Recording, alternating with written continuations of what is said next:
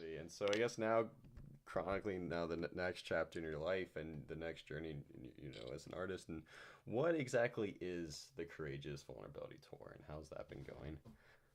So courageous vulnerability is um, a term coined by Brené Brown, who is a research scientist and has given some really phenomenal TED Talks that have gone viral.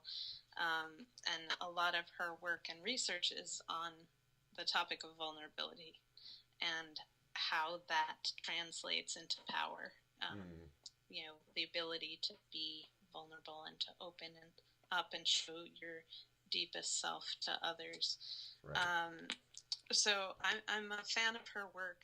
I think that term that she came up with is a very poignant one for our times and very important in correlation with the Me Too movement Right. and national conversation and now international conversation.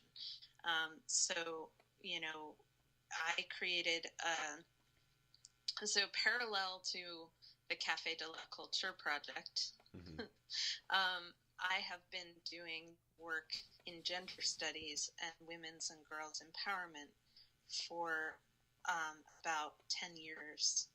And so a few years prior to beginning Café de la Culture, I took a trip to Bahia, Brazil, where I had already done a lot of travel throughout Brazil, but this was a more specific trip because I was going there with a small grant I had received from an anonymous donor uh, to offer an enrichment program through the arts for Brazilian kids. Um, I was going as an independent artist, so I Hmm. wasn't with an organization. I didn't have a plan, and I just had 5,000 bucks in my hand and a ticket to Brazil. And Okay. beyond that, I had no idea what I was going to do. Huh. Um, but I had already been working with youth in New York and Colorado for a lot of years, through 12, through my theater company, my work in public education, and my summer camps. So I was very passionate about working with youth and building community for youth through the arts. So I knew I was going to do something of that vein, but I didn't know where or how. And I spent the first few weeks traveling by land throughout different towns and villages and cities all over the east coast of Brazil and inland in Minas Gerais and Bahia. And I was just sort of exploring and trying to figure out, where the inspiration was going to come from and what was going to speak to me and what community might be receptive to what I could offer. And so I was just sort of traveling on a local level, staying in people's homes and riding buses and trying to figure it out. And I had a boyfriend from Bahia at the time Hmm. who was traveling with me. He was kind of along for the ride. You But impressed him, and then he's like, "I gotta follow this woman. She's incredible." who knows? Either that or he was hoping for a visa to the U.S., That which too. is probably more likely the case, unfortunately. Though I probably wasn't aware of that at the time. Okay.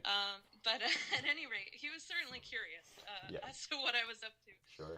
and certainly willing to be a part of it. And I at one point we stopped through. That actually is an important thing to mention about the the boyfriend and the visa, because I think a lot of women, in doing this work, focusing on women, that's a lot of women fall prey to that. Yeah. And certainly in developing countries, that's a frequent theme Yeah. of falling madly in love with someone and thinking you're having a real relationship, only to discover that there's a hidden agenda. Mm. And, uh, that's that's a whole nother topic, but certainly something that some men and a lot of women encounter in their travels. Yeah. And those agendas can be varying, but Yeah. in this case, I'm pretty sure that was an element. So, but anyway, at some point we were passing through or near a town where one of his siblings lived. So we visited and stayed with his sister in Bahia, in a very small village of mostly low-income, middle-class residents. And she was a teacher and asked me if I would come to a couple of her local schools and talk to classrooms of kids about life in America. Now, Brazilians tend to idolize American culture, as many countries in the developing world do, through media and MTV and Hollywood films and so forth. So the Brazilian attitude culturally at the time was that Americans, are the bomb and we have it made, and right. we're all living these incredible high-class lives and driving fast cars. Yep. And so she wanted me to basically, I think her invitation was more of the vein of like, come in and tell the kids how amazing it is to be an American. Oh, wow. Which is not my mindset. I certainly love my country, right. and I am very grateful to be of this place on many levels, but I also have many criticisms of this country, and feel that culturally it can be rather destructive to many people. So I and politically. So I that was not my intention. I wasn't interested in going into junior high and high school classrooms telling kids how great I am because I'm an American. What I found myself talking about was, I think by that point I had spent enough weeks on the road and seen enough of the condition of women in the country and girls, and I was witnessing how undervalued education is in Latin culture for girls. I was witnessing a level of sexual exploitation for girls and women that I hadn't previously been cognitive of in my other travels to Brazil, mostly because I was in tourist mode and party mode and, there for carnival or to visit relatives, and, hadn't really taken a deeper look into some of the shadow sides of the culture. But on this trip, I was seeing more deeply the nuances and paradoxes of things that I love about Brazilian culture that had a darker side to them. And it was mostly pertaining to women, what I was tuning into, and the condition for women and girls. And I was becoming increasingly startled and shocked by what I was witnessing. And what I found myself talking about in these classrooms was how at the time I was 29 years old, and I was living in my own house in upstate New York and driving my own car, and working for my own business, and that didn't exist. No one I interacted with in this time of visiting cities and towns in Bahia and Brazil, no one local, who wasn't a European or American expat, had ever heard of a woman reaching the age of 29 without having been pregnant or been a wife. And they were somewhat distrustful and in disbelief that could be true. And many people assumed that I was lying about my age and was younger than I was saying I was. But they literally couldn't wrap their head around it. And Also, there's no reality for most girls and women in Brazil of living independently. You Right. live with your parents until you get married, and then you move in with your spouse. Yeah. And so I was a total anomaly in that way of Right. having reached the very ripe age of 29, and still being single and motherless, or childless, and coming and going and traveling abroad alone and living alone in a house. Right. People were like, "That's not safe. How do you protect yourself? Isn't that dangerous? What if you fall in the shower? What would you do?" Or, they couldn't. So I was drawn to talk to teenage girls about how much I enjoy living an independent lifestyle, and how that's been a chosen lifestyle for me. And their eyes were wide open, and they were taking it in with kind of a mixture of maybe mild disbelief and awe and curiosity and perplexity. And then I asked them the question, what do you want to be when you grow up? And my impression was, whether true or false, the impression I had at the time was that no one had asked this question before to these kids. Because the way their faces lit up and the way they started gushing with ideas and dreams, and most of them wanted to move to the US and become rock stars and TV stars and actresses. But the way in which they illuminated at that question and couldn't stop talking and rambling, and the way that the boys sitting next to them in class turned to them and looked at them with puzzled faces. Wait, what? That's what's inside of you? I had no idea.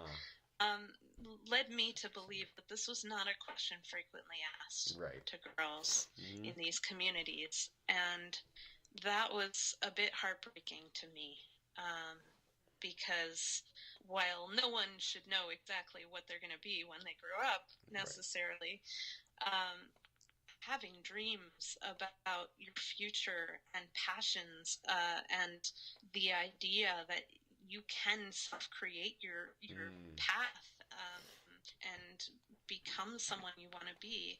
I mean, who are we if we don't have that freedom of imagination? And the trajectory of girls in Brazil, just like most parts of the world, and certainly low-income girls, is that you grow up and you either become a wife and a mother, or you become a woman of the street, as they call it, which is basically a prostitute. And your value either way is dependent on your sexual appeal to men. Period. It's a Catholic country, so mythology of the Virgin and the whore are prevalent, and that's what you can be as a woman. You can, dabble in education if you want to. It's not that important, unless you happen to come from a family that values that, in which case you're really lucky. Or you happen to come from a family with means that can, give you good connections. But otherwise, it's fairly irrelevant what education you have. And it's all about your sexuality. And so, I was discovering this as I traveled, and coming in with a tremendous amount of naivete, even as the Brazilian American. I just had no idea the depths of this for women and girls, and I was realizing quickly that this is a microcosm of the world, and not only that, but that what I was seeing in terms of day-to-day and experiencing as a woman living there for these months, in the day-to-day experience of dealing with and witnessing sexual harassment and assault, and Mm-hmm. I couldn't go to the grocery store in Bahia without being manhandled by Right. people, and you know the there was something that's incredibly emotionally and physically and psychologically draining to deal with that level, to deal with harassment, period, but to deal with it all day, every day, wherever you are. And as an American in Brazil, I was sort of getting woke, and to the levels of sexism that are prevalent in the world. And yet there was a voice inside of me that knew this is not all foreign. There's some theme here that corresponds with something I'm not fully conscious of yet, but that I've experienced at home in my own community and communities. And I realized that, what I experienced in the U.S. growing up female was perhaps, in my case, more subtle than what I was experiencing in Brazil, but still of the same cloth. And of course, there are many American women who have a lot less subtle experiences of harassment and assault from childhood and beyond, or we wouldn't have the statistics that we have, which is pretty much close to every woman in the United States having experienced some encounter of one or the other or both. The documented statistics are 1 in 4, Right. but those are only the women who are willing or capable or able to come forward and report it. So among the women I know, I believe it to be about 99.9%. Right. And so this trip to Brazil was life-changing for me. I ended up finding a community on a remote island in Bahia called Morro do São Paulo, which was just being discovered by tourism, but had previously been an island that had been relatively untouched by outsiders, and just had a very quiet community of Afro-Brazilian farmers living there and raising families there. And it's an island with no motorized vehicles. People get around with mules and wheelbarrows and the occasional tractor. All the streets are dirt paved and sand paved, and mostly people get around by foot. And the local community is very, very poor. The children don't own shoes. They don't own toys. They don't own things. They live in little rural ghettos, and they farm off what land they can, and they carve out little lives, little wages of, this and that. And at the time I arrived, it was, tourism was kind of taking off there, and Europeans and Americans had discovered it and were building hotels and bed and breakfasts and restaurants on the beaches. And the local community was, many of them were getting jobs carting wheelbarrows of people's luggage up and down the hills and cliffs, and, just doing work of, service to the tourist industry in whatever capacity they could without much education. And in my first day visiting the island on that trip, I met some key people who were doing things with youth in the community, with local youth. Right. And I talked with them, told them some of my ideas of perhaps trying to do an empowerment program for girls through theater and dance, which is the mediums I had in my toolkit. And and before I knew it, I was offered a community space to do it in, and I wrote a flyer in Portuguese, brought it to a bunch of principals at I went to each corner of the island and visited each elementary school and junior high, gave a stack of flyers to the principals and asked them to hand them out to the girls. And the first day I held class, 23 kids showed up. And they were ages 9 to 14. Most of them walked there by themselves, barefoot, and none of them spoke English fluently, so the whole program had to be in Portuguese. We created a girls' empowerment program together, myself and these students. And this was a place where they could be safe, they could write poems, create dances, learn dance and improvisational theater, choreograph their own pieces, and have discussions with one another and community and conversation, and dream about their futures. And so that was a 5-week course. We met almost every other day for several hours at a time, and built a performance which was then presented to their family and friends. And the performance was named by the students Evolution Féminine, which means feminine evolution. And they presented their own poems and choreography exploring earth, wind, fire, and water, and where they live inside each of us, and each of them. And probably the most powerful moment of that project was watching the mothers watch their daughters on stage, and the look in their eyes of wonder and awe of seeing their daughters confidently illuminating their own artistic expression. Right. That was really a moving moment to me. And every moment with the kids was treasure. They were sponges. They were so eager. And ironically, part of the program was teaching them traditional African dances,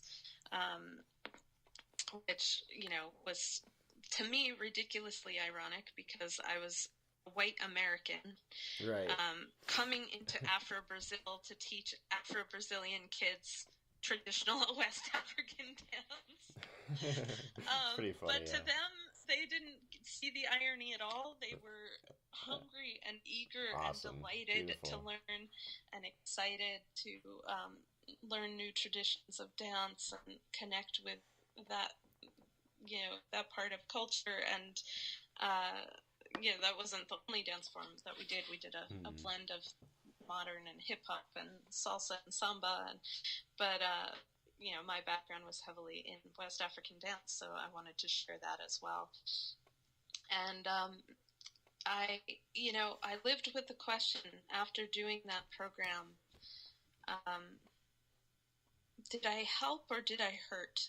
Because as an outsider coming in, ignorant to many aspects of another culture, right, you don't really know fully what you're dealing with, in terms of you can't possibly know what people have lived and where they're coming from and what's in their best interest. You can be inspired, you can have good intentions, but you can't really know. And for me, it was all those combinations of things. I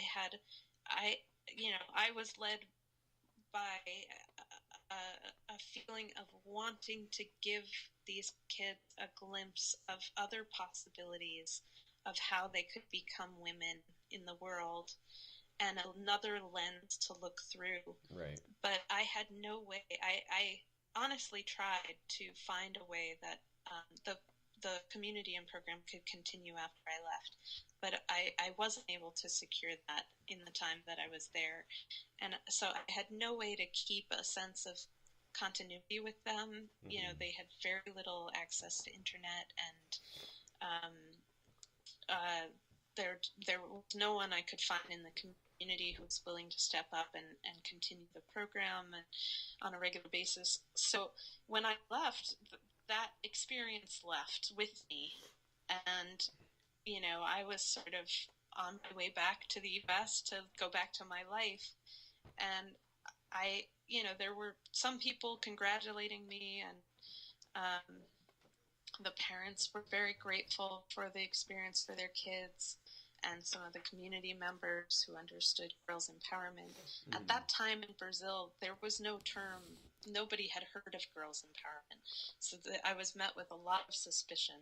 Right. People were like, what are you, you're corrupting these kids. What are you here doing? Why can't boys be in it?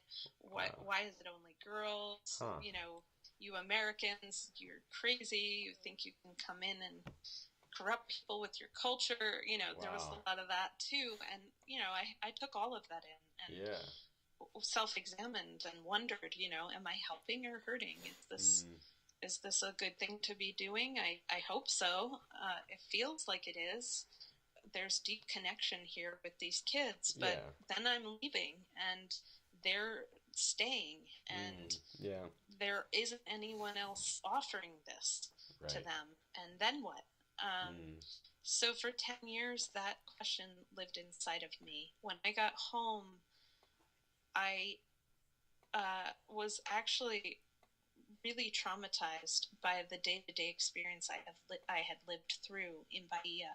So Bahia is a place where in the cities, certainly in the city of Salvador and in Morro de São Paulo where I was, women don't leave the home unescorted. You are not safe to be alone as a woman on the street. So I didn't know that. This was another part of my cultural ignorance and naivete. I was walking in thinking, women are safe in the world. I grew up in Woodstock and Boulder, two of the most insulated bubbles you can imagine. And, you know, I had certainly had my run-ins with harassment here and there, but not anything to scale with that. And when I got home to New York, I had full-fledged agoraphobia for the first time in my life. Perhaps for the only time in my life. And I could not leave my home for about 4 months without fear. And so I stayed home. I went to the library. I made my way to the local library and checked out approximately 100 books over the course of several weeks and months on women's history and women's mythology and the divine feminine, and anything I could read related to gender studies and women's history in the U.S. and beyond. And I spent those months at home reading and writing, thinking and exploring, and then realized that what I needed to do was find out how I had been conditioned in my own culture to normalize gender inequality and sexism, and how I may have personalized experiences that I had that were sexist and discriminatory, thinking that it was me and not a bigger problem.